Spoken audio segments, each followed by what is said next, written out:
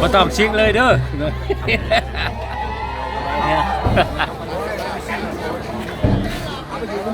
เกิดขึ้นแล้วยืนนี่จะยืนอยู่เสานั่นยืนว่าหน้าออกยืนว่าหน้าออกฮัลโหลยืนว่าหน้าออกมันการทำอะไรได้คนนั้นมาพี่จับคนรถก็มายืนเข้าก็คงเอาไหมว่าหน้าไปหาออกคุณเอาเตียงออกเอาเตียงสาวคุณนี่ค่ะ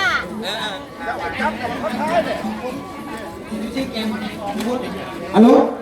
ทหารอยู่บนซีแก่บอลไปฝากนั่น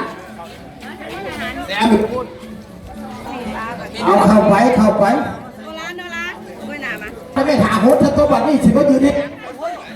ไปข้างหลังไปหาน้ำมนต์พุทธะไปหาน้ำมนต์รวมเด็กวัดไปแล้วคนอภิเษกานิ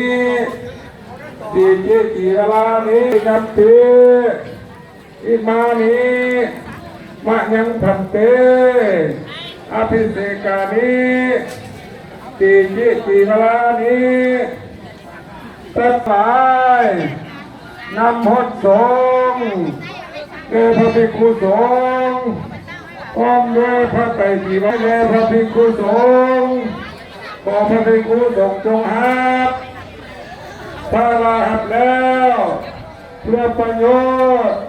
เพื่อความสุขไอ้ยาคู่แล้วจังหวะจังหวะเอาเตรียมเนื้อพอมาเจ้าภาพเจ้าตักพาเพิ่น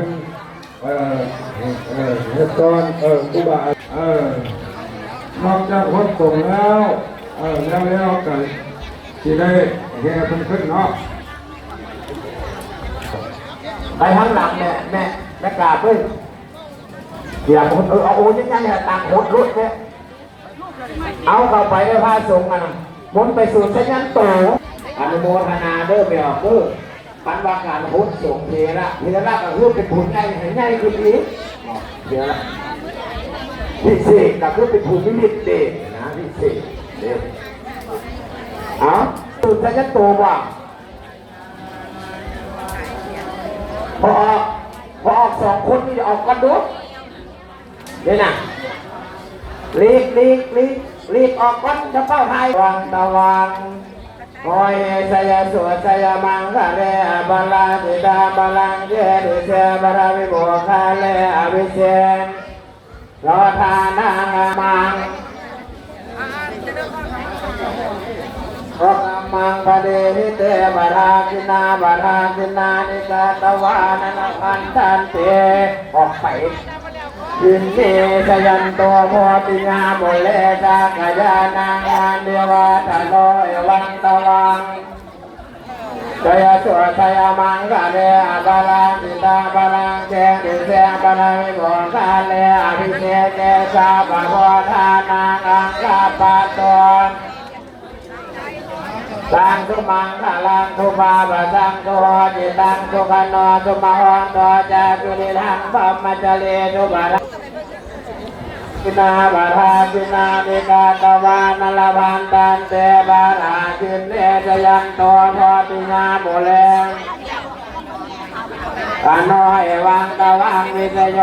เอสยสุสยมังคะเนอภาราตาบาโตจาจุริทังพรหมจเรสุวราจินังกายกรรมังวาจากรรมังบารัตมโนกรรมังบาเลนิเตมนาบาราจินานิกาตวานัลวันตันเต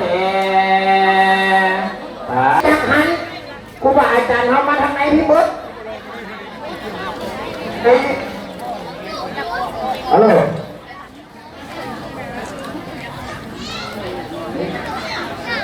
ไม่หรอ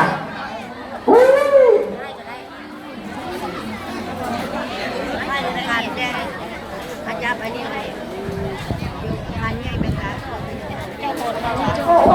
ไม่ต่อบุญอ่ะโอ้ยเอามาแล้วแผ่นั่นดูออกไปไหมออกไปไหมตั้งแผ่อาจารย์จักโอเนี่ยที่โคตรพุ่งเอาโคตรฮัลโหลนั่ง